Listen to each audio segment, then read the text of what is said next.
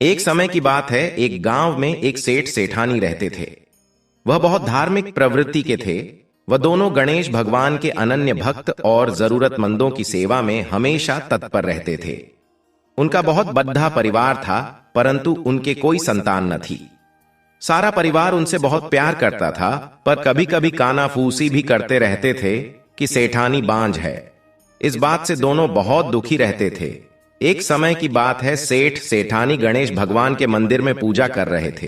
पूजा करने के बाद वह मंदिर से बाहर आए कि मंदिर की सीढ़ी पर 4-5 साल का बच्चा बैठा रो रहा है। सेठ जी ने चारों तरफ देखा कि बच्चे के माता पिता कहीं आसपास होंगे, परंतु उन्हें कोई भी दिखाई नहीं दिया। वह उस बच्चे को पुजारी के पास ले आए और बोले, बाबा, यह बच्चा अकेला है, इसके माँ बाप कहीं दिखाई नहीं दे रहे हैं। शाम हुई तो पुजारी जी बोले, सेठ जी, आप इस बच्चे को घर ले जाइए। यदि कोई इस बच्चे को खोजता हुआ आएगा तो मैं उसे आपके घर भेज दूंगा।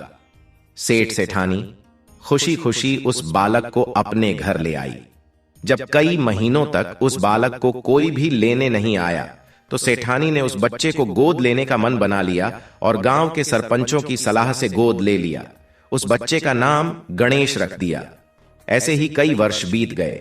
एक दिन एक ठग पति पत्नी उस गांव में आए और गणेश भगवान के मंदिर के सीढ़ियों पर जा बैठे।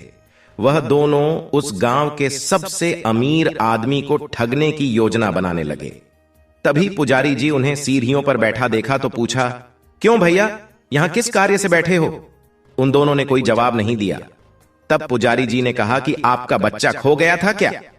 दोनों ठग पति पत्नी एक स्वर में बोले, हां हां, मेरा बच्चा खो गया है। पुजारी ने पूछा, कितने समय की बात है? वह दोनों अनजाने में बोले, यही कोई 4-5 साल की बात है। पुजारी जी बोले, उदास मत होइए, यहीं इस गांव में एक सेठ के घर में बच्चा है, वही ठाट बाट से पल रहा है। पुजारी जी उन दोनों को सेठ जी के घर ले गए। तब सेठ सेठानी को पता चला कि गणेशा के असली माता पिता आ गए हैं। दोनों बहुत दुखी हो गए, फूट फूट कर रोने लगे। किसी तरह अपने को संभालते हुए सेठ जी बोले, ठीक है, अभी तो बहुत रात हो गई है, कल सुबह होते ही गणेशा को ले जाना। ठगपति पत्नी तो यही चाहते थे। सेठ ने उन दोनों को अतिथि गृह में ठहरा दिया। अब दोनों चोरी का योजना बनाने लगे। इधर अपने से जुदा होने के गम से सेठ सेठानी को गम सता रहा था, जिसके कारण उन्हें नींद नहीं आ रही थी। इधर ठग सभी कमरों की तलाशी लेने लगे। तलाशी लेते हुए तिजोरी वाले कमरे में पहुंच गए। आवाज सुनकर घर के नौकर की नींद खुल गई। तब नौकर ने देखा कि दोनों अतिथि तिजोरी वाले कमरे में कुछ खोज रहे हैं।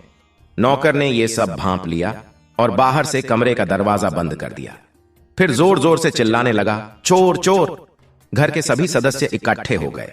सेठ जी ने दरवाजा खोलकर देखा तो कहा, ये दोनों तो चोर हैं, हम इन्हें गणेशा को नहीं देंगे। ठगों को अपनी योजना विफल हो दिखी तो दोनों जिद पर अडिडिड आ गए और कहने लगे, गणेशा मेरा बेटा है। सेठ जी बोले, तुम दोनों चोर हो, हम तुम्हें गणेशा नहीं देंगे। तब यह बात सरपंच तक पहुंच गई।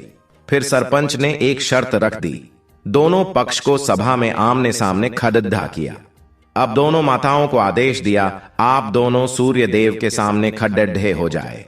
यह किसके स्तन से गणेशा के मुंह में दूध की धार जाएगी, बच्चा उसी का माना जाएगा। तब गणेश भगवान की कृपा से सेठानी के स्तन से गणेशा के मुंह में दूध की धार जाने लगी। इस तरह गणेश भगवान की कृपा से गणेशा सेठानी को वापस प्राप्त हो गया। हे गणेश जी महाराज, जैसे आपने सेठानी का गोद भरी, वैसे ही अपने सभी भक्तों पर अपनी कृपा बनाए रखना। कहानी अधूरी हो तो पूरी करना, पूरी हो तो मान रखना, सबके व्रत को पूर्ण करना। प्रेम से बोलो गणेश भगवान की जय हो।